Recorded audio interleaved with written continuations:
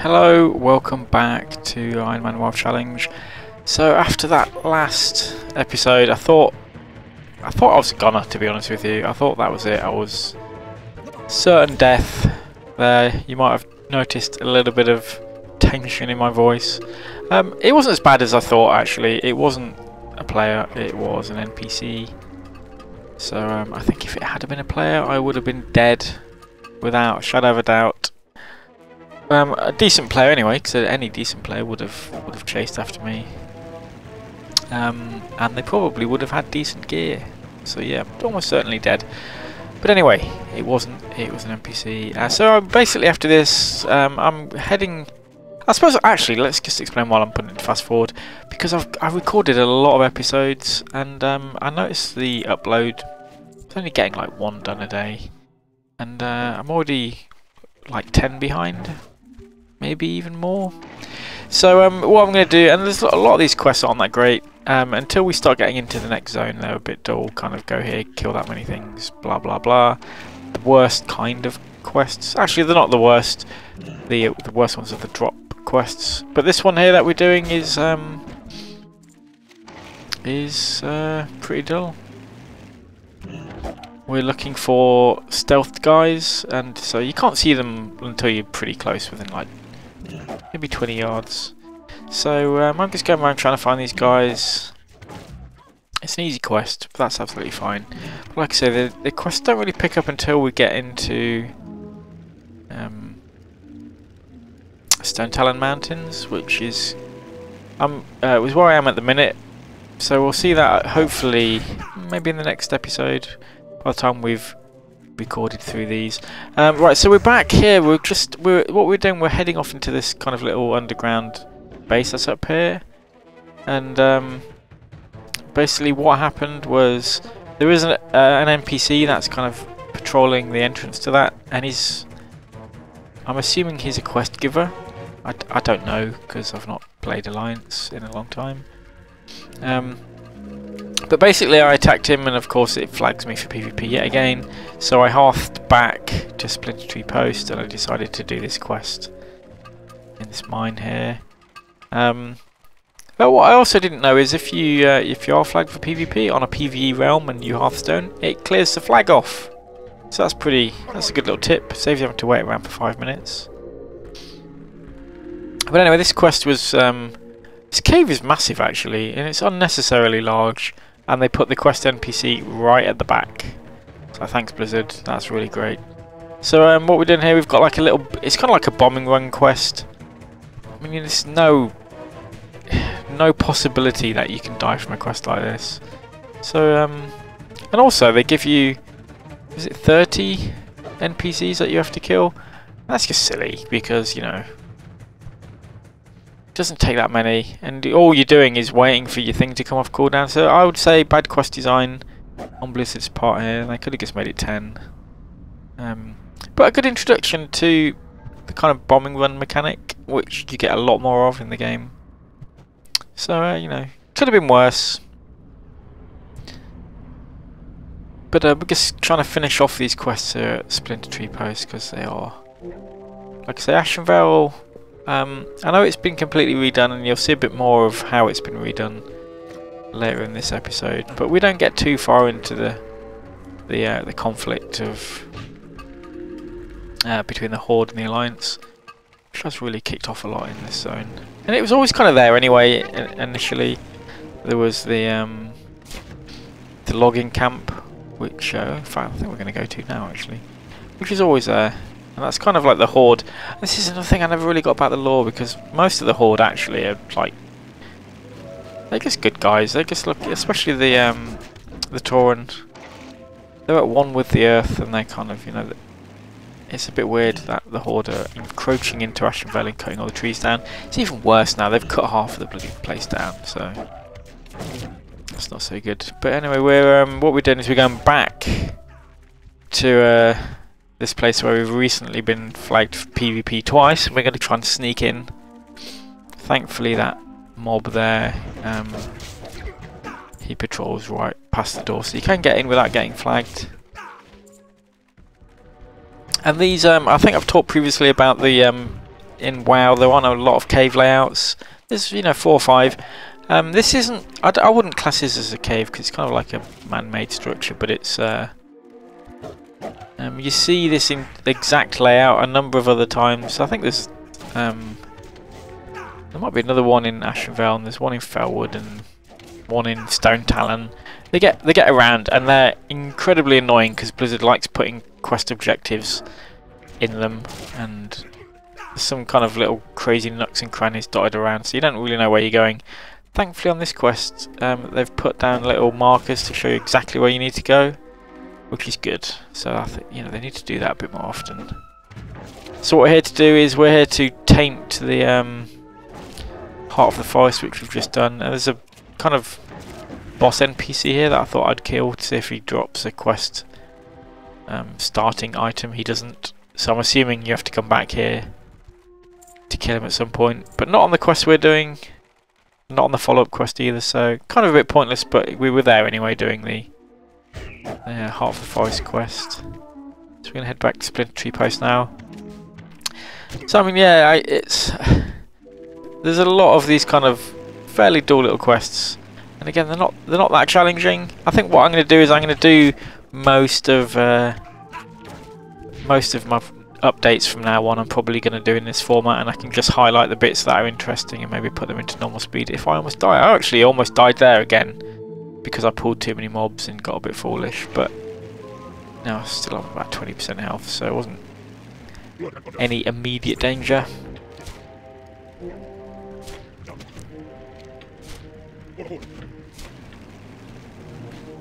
So I've got a quest in the middle, and then I've basically zoned there. And this is this used to be an alliance. What am I going to say? A night elf kind of little temple thing, or a little hideout. And basically at this point I'm discussing about how I think maybe the zone is you approach it from both ends. As an alliance player, you approach it from the top end at level 20, and Horde you approach it from the right end. And I was completely wrong on that, so it's just speculation. I thought basically it was trying to funnel players out into Stone Talon Mountains because there is a little cut through there, but actually we end up straight back at bloody Splinter Tree Post again. They really want us to keep coming back to this place. And there's some actually, where do we go from here? We're off to the logging camp, I think, which aesthetically hasn't really changed that much, but the quests have.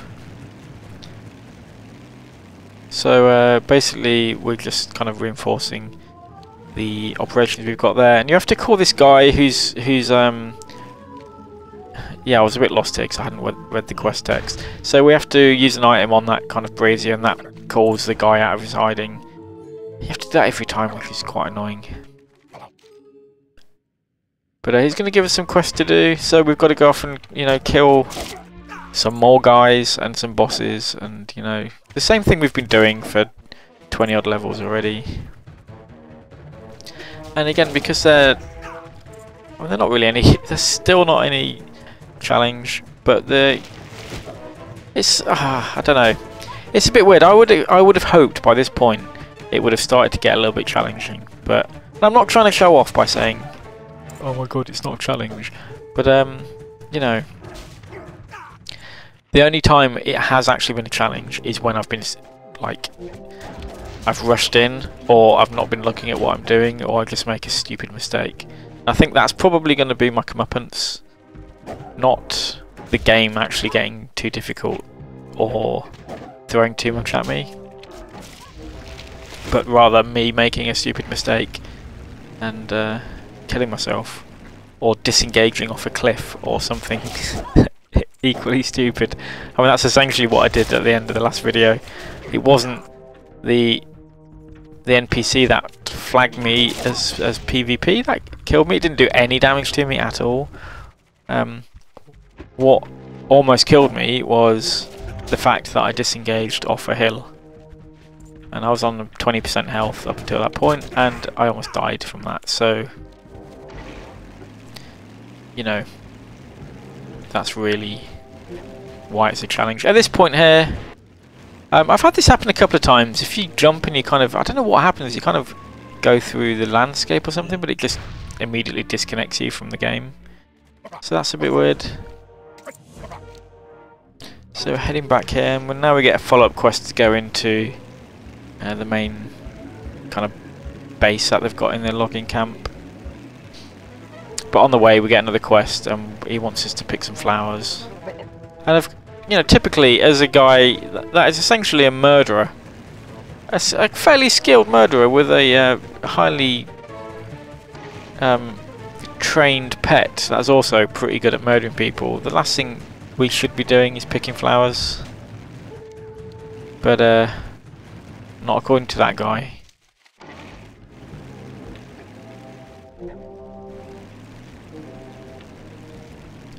So yeah, again, nothing too challenging. There's a lot of mobs around here that are, some of them are, that one I had one spawn right on top of me, so that was a bit nasty, but you know, again, picking flowers isn't going to kill you.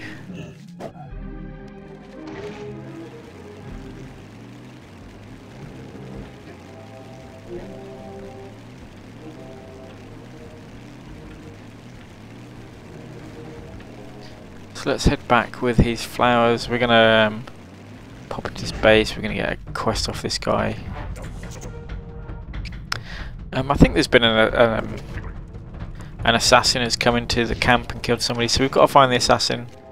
And interestingly, the map doesn't tell us where it is this time. You know, normally with the map in Cataclysm, everything's spelled out for you. It's super easy. And this time, in fact, the first time so far on this playthrough, that isn't the case. So I'm trying to find where. Apparently the assassin is stealthed, and whilst looking at my map, the assassin jumps out at me and tries to kill me, which I think is pretty clever of the assassin.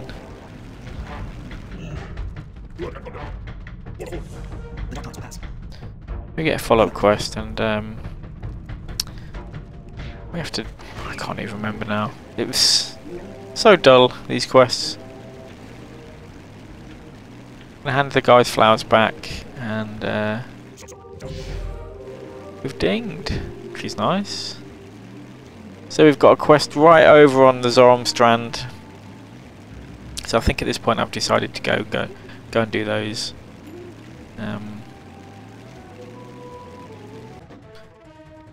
Yeah, so we're at the Zorom Strand, and I hadn't been here since the Cataclysm, so actually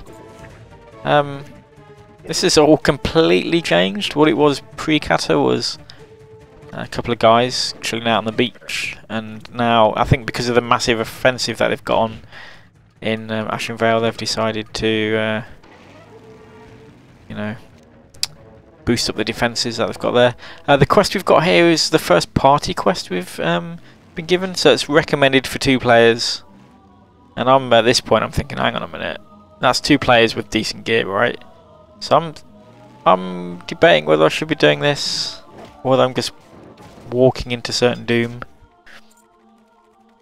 But the way I figure it, the guy's helping out with combat, so if it becomes too much for me, I can at the very least, I can send my pet in and the guy will take aggro, so I can do a runner. So let's just try it and see how it goes. How bad can it be? So we get, as usual, these kind of like quests you have to help out with an NPC. You get a couple of waves of mobs first, and then I want to say the boss, but it's not even an elite. I think it's a level higher than us, but not a problem at all, and I don't think that should have been marked as a party quest, not even in the slightest. Right, and now we're going to do the what is by far the most boring quest we've had to do so far.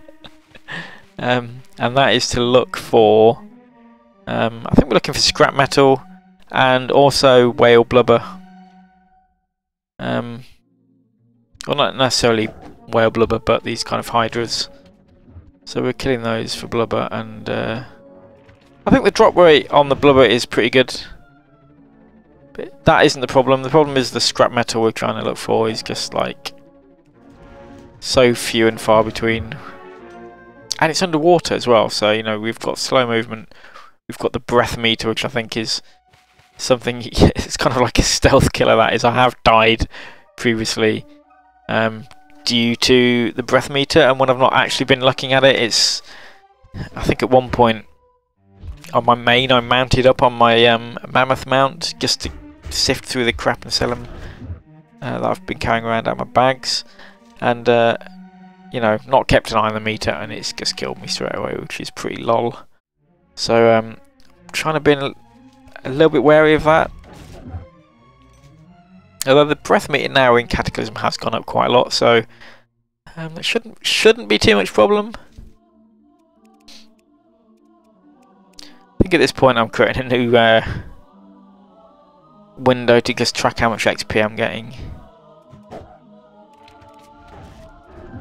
rather than anything else.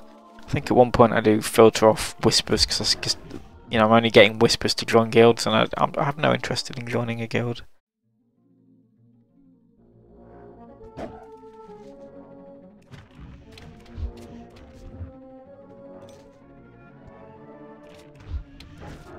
So like I say, pretty dull quest. This one's going on quite a long time.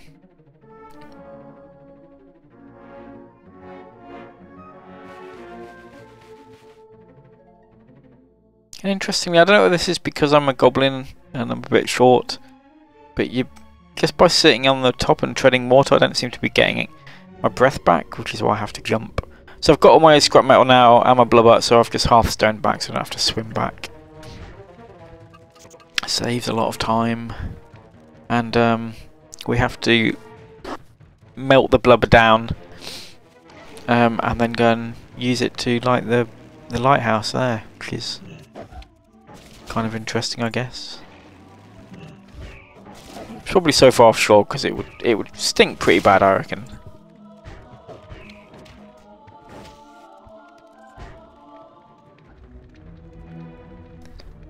This lighthouse is pretty cool.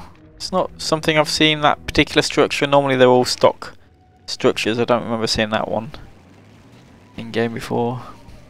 That's kind of as exciting as that quest gets. Architecturally, it's a bit exciting. Which just goes to show really how bad it has become. So at this point, we're off to Black Fathom Deeps. Not inside the instance, because obviously that's against the rules, but we've got a quest to pick up stuff in the lead up to the dungeon.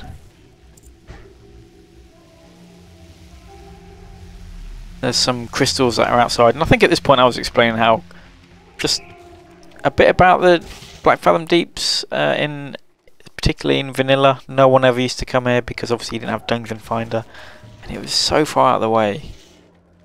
And also it was a pretty long, I mean the length of the dungeon is still the same, but I don't know whether they've dropped how powerful the mobs are in relation to the level that you go in, but I remember it being quite a hard instance for its level back in the day, and now it's a lot easier, but you know, in vanilla it would take you a good hour, maybe 2 hours to get through it. It was a pretty long dungeon, so no one ever used to come here. I used to like the fact that they used to tuck the dungeons away and you had to find them, and usually the entrances were kind of, you know, for example this one you have to swim underwater to find it. That's pretty cool, I liked that.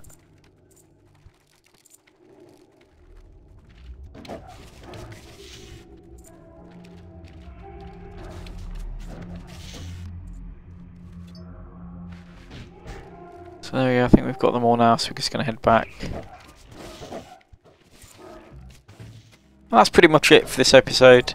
So again, I think I asked for feedback on the last fast forward video. You know, let me know what you think about it, whether you want to see just highlights. What I want to do is just show people that I'm not cheating at the challenge. I know this has already been completed, probably by the time this is uploaded. The there will be a number of people that have completed the challenge and have just stormed through the content. I'm not storming through the content, I'm just doing it at my own pace. I have a job. I won't go so far as saying I've got a life, because obviously I play World of Warcraft as well. But I have a schedule where, you know, I can't play all the time. So I'm just going to go through at my own pace, but I want to show that I'm not cheating, I'm doing it properly. So yeah, let me know what you think. Give me a rating, up or down, it's all cool. And I'll see you next time for more, hopefully, something a bit more challenging. Well, I've been saying that every episode and it's not happened yet.